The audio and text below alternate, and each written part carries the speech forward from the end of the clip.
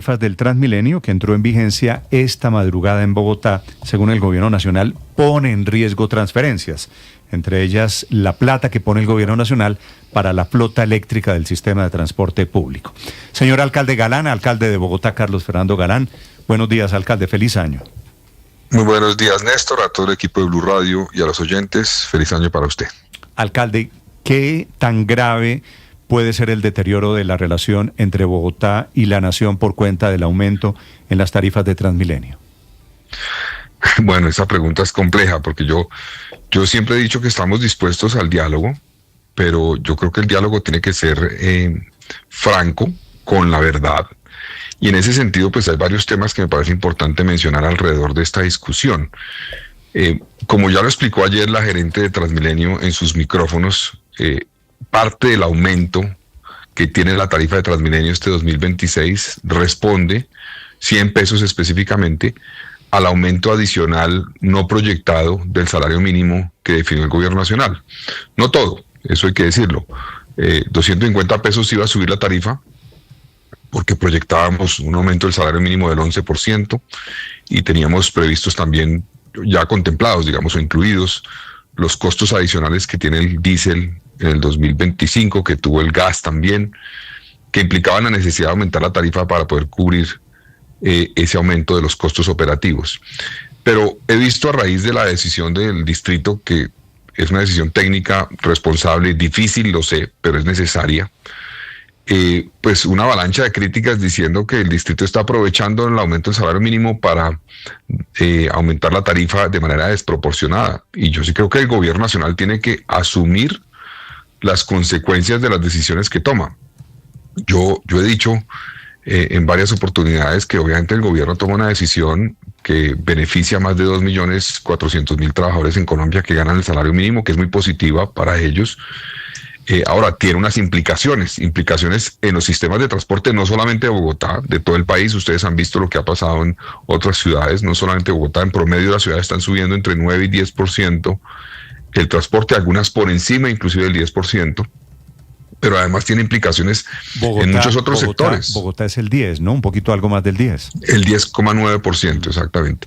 Y Néstor, y esto tiene implicaciones en otros sectores. Ayer estuve, por ejemplo, en la inauguración de un centro de salud en Kennedy, el centro 29, ahí cerca también del hospital de Kennedy, y la gerente de la subred, y hablando con los equipos de subredes, que les pedí que hicieran una valoración que me van a presentar la semana entrante, calculan los costos adicionales en la operatividad de las subredes del distrito de salud en 100.000 millones de pesos, por cuenta del aumento no proyectado del salario mínimo.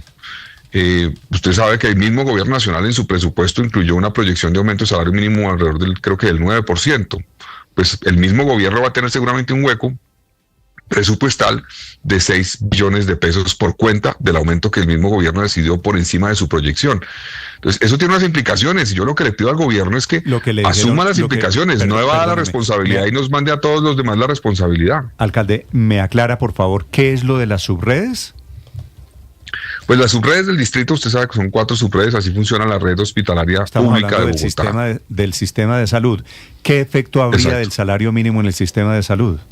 En los costos operativos de las subredes de Bogotá hay un aumento de 100.000 millones de pesos producto del aumento adicional del salario mínimo que se definió por parte del gobierno nacional. Ese es un elemento. Le voy a mencionar otro. En el sector, no tengo la valoración exacta en monto, pero en el sector educación, Bogotá tiene 700 sedes más o menos educativas, alrededor de eso, en la ciudad, públicas. Todas tienen vigilancia privada. Todas tienen servicios generales. Todo eso va a aumentar, más de lo que teníamos presupuestado. Entonces, el sector de educación puede tener un aumento, pues preliminarmente me dijo la secretaria de Educación, alrededor de 150.000 millones de pesos. Adicionales solamente por el aumento que no proyectamos del salario mínimo, que era, la proyección que teníamos era de 11%, pasó 12% por encima de eso, a 23%. Entonces, solamente en educación. En otra que no tenemos todavía precisa, pero hemos hecho unos cálculos preliminares, en obras de infraestructura. En obras de infraestructura el costo adicional puede ser de 1 billón de pesos este año 2026 por cuenta del aumento del salario mínimo. Entonces, yo no estoy calificando la decisión, pero sí creo que esa decisión tiene unas implicaciones. implicaciones para todos los sectores. Y por ende, el gobierno nacional tiene que ser consciente de esas implicaciones, no evadir la responsabilidad y decir que sube el salario mínimo en un 23%, pero que un sistema que es intensivo en personal, como puede ser el sistema de transporte, no puede subir en su costo de operación, porque es inevitable que suba, es inevitable. Y no podemos tampoco decir a los trabajadores del sistema de transporte, a ustedes no les va a subir. Alcalde, como la reacción del gobierno nacional y la ministra de Transporte, el ministro de Trabajo, parecen estar muy bravos con usted y dicen que esto no es responsable, que va a aumentar, que va a disminuir, corrijo, el número de pasajeros de Transmilenio. ¿Usted habla con ellos? ¿Hablan con alguien del gobierno nacional para decirles lo que ustedes hicieron, subir el salario mínimo, tiene inevitablemente unas consecuencias? Sí, yo se lo he dicho al ministro de Trabajo y con la ministra de Transporte tengo comunicación, no sobre este tema, espero tenerla pronto, porque sé que ella está buscando a la gerente de Transmilenio y van a coordinar una reunión. Y nosotros estamos dispuestos al diálogo, y aquí hay fórmulas, Néstor. Por ejemplo, en lo que tiene que ver con el sistema de transporte, el plan de desarrollo del presidente Gustavo Petro incluyó un artículo que permite financiar hasta en un 50% la flota ya adquirida y ya en operación en Bogotá eléctrica. Sí. Es decir, nos podía financiar lo que ya está operando, lo que ya tiene un costo ya está incluido en el costo de operación del sistema, parcialmente. Entonces, si ellos reglamentan ese artículo que incluyeron en el plan de desarrollo y lo ponen en práctica, nos ayudan a aliviar buena parte del FET, del Fondo de Estabilización Tarifaria, y nos ayudaría mucho a no subir la tarifa. No lo han hecho. El presidente anunció que tenían disponibles 1.5 billones de pesos para el sistema de transporte de Bogotá para buses nuevos. Es una buena noticia porque lo que tenemos firmado hasta ahora son 938 mil millones de pesos. Si hay 562 mil millones adicionales, es una gran noticia y nos permitiría revisar este aumento. Pero por ahora, como ustedes saben, los costos de operación aumentaron desde el 1 de enero. Y por ende nos toca tomar la decisión y actuar como se está actuando en este momento. ¿Eso se podría revisar a futuro? Sí, si hubiera algún tipo de planteamiento de la nación en ese sentido. Ahora, yo le digo a la ministra, en lugar de atacar a Bogotá y de cuestionar la decisión de Bogotá, ¿por qué no se sientan a reflexionar? ¿Por qué todas las ciudades lo están haciendo? ¿Por qué está pasando en todas las ciudades? Pero ¿no será que es un problema? ¿A Bogotá le podrían arriesgar las transferencias, los compromisos de la nación, por ejemplo, para la flota eléctrica de Transmilenio? Pues, Néstor, eso es un contrato firmado, un convenio de cofinanciación es un contrato firmado y es un compromiso que solamente se puede modificar de común acuerdo entre las partes. Entonces no habría razón para que eso se incumpla. Sería como incumplir un contrato de parte del gobierno nacional, que tendría consecuencias legales, no podrían incumplirlo. Pero yo, más que entrar en esa discusión, invito al gobierno a que busquemos fórmulas. Ahí están, ahí he planteado yo algunas que están sobre la mesa. Si a las ciudades, en el año 2022 y 2023, a las ciudades les dieron, antes de que yo llegara, recursos para la operación del sistema de transporte desde la nación, creo que fue cerca de 1 billón de pesos cada año, alrededor de eso. Después, en el 2024 ya no le dieron nada, cero. Cuando yo llegué, Néstor, en el presupuesto del 2024 de Bogotá, que fue aprobado antes de que yo llegara, en diciembre del 23, se incluyó una partida proyectada de que la nación le iba a dar a Bogotá 825 mil millones de pesos para el sistema de transporte. Casi 1 billón de pesos, 825 mil millones de pesos. Y yo dije, maravilloso esto. Y cuando llegué al gobierno, el gobierno nacional me dijo, nosotros no tenemos presupuestado eso. Puede que Bogotá lo pensó que se lo íbamos a dar, pero no lo tenemos. Y nos tocó cubrir ese hueco de 825 mil millones de pesos. Y aún así, en el año 2024, Bogotá no subió la tarifa troncal de Transmilenio. Se mantuvo en 2.950 pesos durante el 24, la misma del 23. Pero ya, con la falta de esos recursos que no llegaron, que yo había dicho que Bogotá podía estabilizar la tarifa y empezar a pensar en revisar cómo... Inclusive a futuro podemos bajar la tarifa, dependía de varias cosas. Una es que el gobierno nacional nos ayude con esos costos de operación, por ejemplo, de la flota eléctrica. Pues no ocurrió. Y si no ocurrió, pues no podemos hacerlo. Y ahora el nuevo convenio que usted menciona, Néstor, implica aportes de la nación desde el 2027 en adelante de vigencias futuras. No tienen implicaciones para el 2026. Entonces no son recursos que vayan a llegar este año, sino el año entrante, y empiezan a llegar gradualmente. No es que lleguen todos de un paquete en el 27. Entonces eso no nos sirve todavía. Y solamente es para financiar un 2% de la flota del sistema de transporte. La flota tiene más de 10.500 buses y esto será para 269 buses. Entonces eso es un poco como el escenario.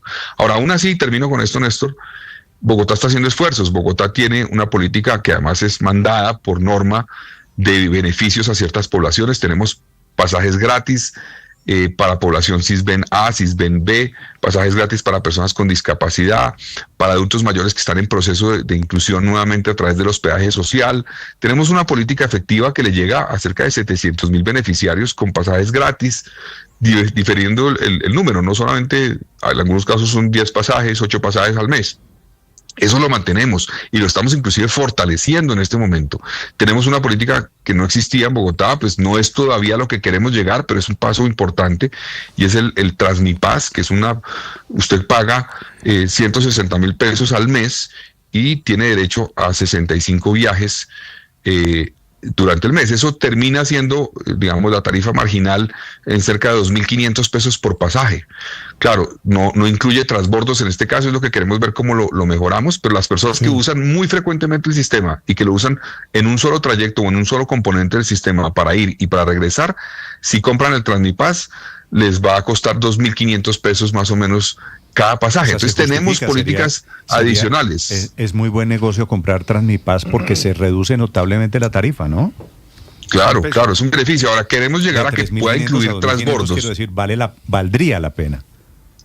Ese está en operación en este momento, está funcionando. No, claro, pero como sube la tarifa, en la medida en que Transmipaz se mantiene en lo mismo, en 160,000 por los 60 y pico de viajes, pues Transmipaz abarata el costo de la tarifa. Exactamente.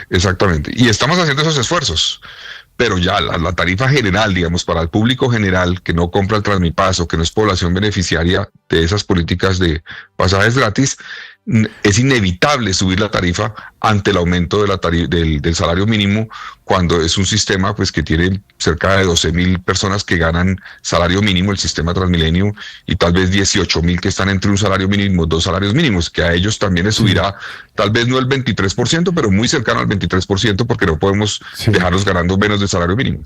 Alcalde, ya ha hablado usted de 3 huecos donde va a tener problemas: Transmilenio, la red de salud y la seguridad privada que tienen los organismos del distrito. ¿Cuál es el hueco general proyectado por cuenta y riesgo de este incremento del salario mínimo en el total del presupuesto de Bogotá? Felipe, esa pregunta la tendré con respuesta el lunes que tengo Consejo de Gobierno, donde les pedí a todo el equipo que me presenten sector por sector las implicaciones que tiene este aumento. Pero, como le decía, si solamente en el sector de obra pública estamos pudiendo llegar a cerca de 1 billón de pesos de implicaciones, esto va a ser alrededor de 1.5 billones de pesos. Es un estimado, el lunes tendré la cifra confirmada, pero el impacto es ese. ¿Y eso qué implicación tiene?